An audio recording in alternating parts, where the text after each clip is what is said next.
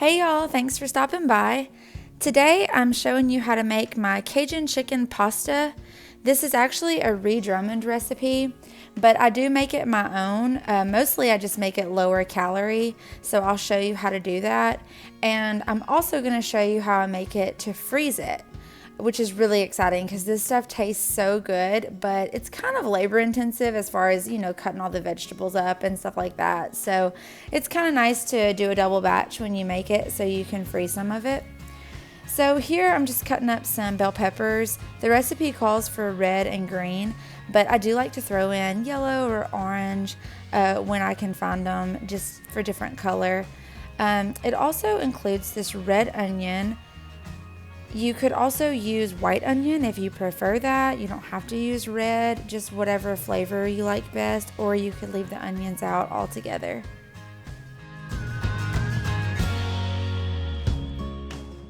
These were some really strong red onions, as you can tell. They're making me cry a little bit. Then I'm cutting up some garlic. I could not get that cutting board to quit slipping all over the place. I really need to get some kind of pad or something for it to keep it from doing that because it was pretty annoying, not gonna lie. So I freeze my chicken and then I just take it out of the freezer the night before and let it thaw. So that was chicken that had been frozen. Then I just let it thaw and cut it up into cubes, just bite-sized cubes. Now you could use olive oil to do this, but I don't. I just spray canola oil in the pan, and then I add the chicken and some Cajun seasoning. Since I'm doing a double batch, I did all the chicken in one pot and all the vegetables in the other pot. If you were just doing a single batch, you would cook your chicken first, then take it out, then cook your vegetables, then take those out. But since I was doubling it, it was just more convenient to put all the chicken in one pot, all the veggies in another. Then you just dump a ton of Cajun seasoning in there. I will have this recipe in the description box, so you don't have to worry about any of that. Those vegetables look so pretty. And you just cook those on high heat until you don't want them really, really soft. You just want them kind of like fajita veggies. There was some extra juice in the pot from the chicken, so I just added that like between the two pots. And then I'm throwing in some chicken broth just to kind of make a sauce. You'll also throw in some wine. I just used Chardonnay, just whatever cheap Chardonnay I could find. You could do Pinot Grigio, whatever you like. Then you just let this boil and then reduce the liquid by half. Right there I was just showing you the veggies and chicken that I had put aside in bowls. So now I'm going to chop up the Roma tomatoes. This recipe calls for 6 Roma tomatoes, but I chopped up 7 so my little Iris girl could have one because she loves tomatoes. So I've been making this recipe for quite a while, like a few years, I guess. And the original recipe calls for heavy cream, a half a cup of heavy cream. It also calls for butter and olive oil.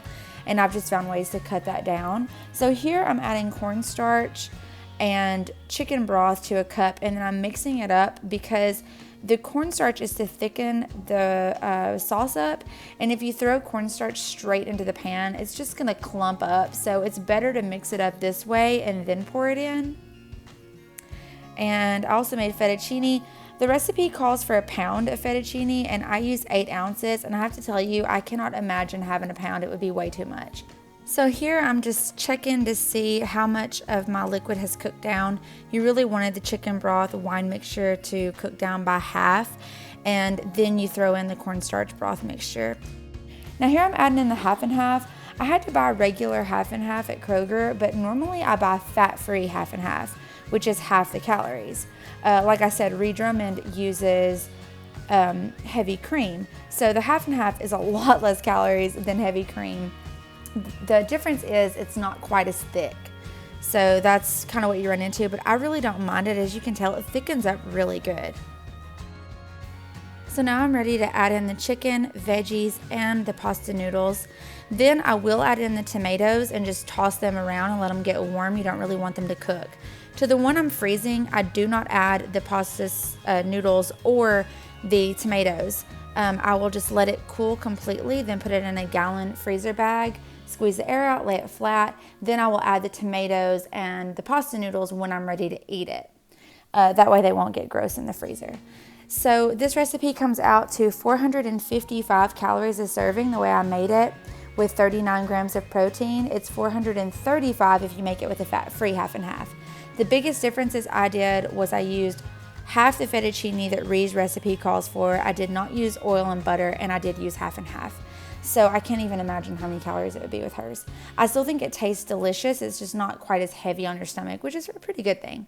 Anyway, thanks for watching. Please like this video and subscribe to my channel. Bye.